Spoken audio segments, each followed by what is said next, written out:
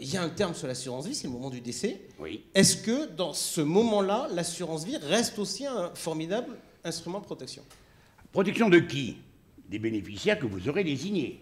Ça veut dire qu'au terme de votre vie, au terme de votre préoccupation légitime, vous-même, vous savez que ce qui restera, écoutez bien le terme, hein, ce qui restera sur votre contrat au jour de votre décès reviendra aux bénéficiaires que vous aurez désignés. Ça veut dire que par l'effet du décès, ce qui reste sur le contrat devient un instrument de protection, de survie de qui?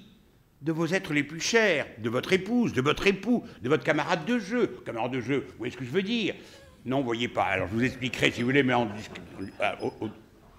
tout à l'heure, en haut, une camarade de jeu, votre maîtresse, allons, parlons clair, si vous voulez.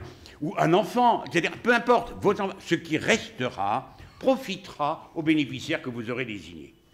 Et ce capital transmis aux bénéficiaires que vous aurez désignés, tu le sais, Jean-Paul, bénéficie, à l'occasion de cette transmission, là encore, d'un régime fiscal particulièrement favorable. Alors, à qui transmettre? On demandera tout à l'heure à Maître Boyer, on va lui demander, hein, à qui transmettre et comment transmettre.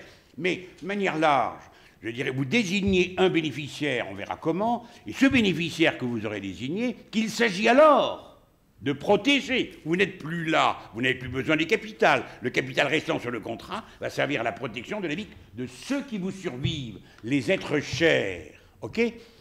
Stipulation pour autrui, qui bénéficie là encore d'un régime fiscal, mais alors extrêmement favorable. Hein, c'est vrai qu'on nous a un peu grignoté quelques avantages. Allez, d'accord, il fut un temps où c'était encore plus favorable. Mais franchement, franchement, si vous avez eu la bonne idée d'ouvrir votre contrat d'assurance alors que vous aviez moins de 70 ans et d'aller l'alimenter avant 70 ans, le capital qui reste sur votre contrat et qui revient au bénéfice des personnes que vous avez désignées bénéficie d'un abattement à hauteur de 152 500 € par personne. Gilles Bonnet, bonsoir. Première question, toute simple. Que se passe-t-il si jamais j'ai pas rempli de clause bénéficiaire? Bonsoir. Bonsoir à tous. Alors, si vous n'avez pas rempli de clause bénéficiaire, eh bien c'est tout simple. Les capitaux sont réputés rentrer dans la succession. Autrement dit, on perd le bénéfice fiscal de l'assurance vie, d'une part, et d'autre part, ce capital va être réparti entre tous les héritiers. Bien, donc l'obligation, il faut toujours avoir une clause bénéficiaire et se débrouiller pour toujours avoir une clause bénéficiaire valide. Ah oui, si on veut bénéficier du régime fiscal, certes.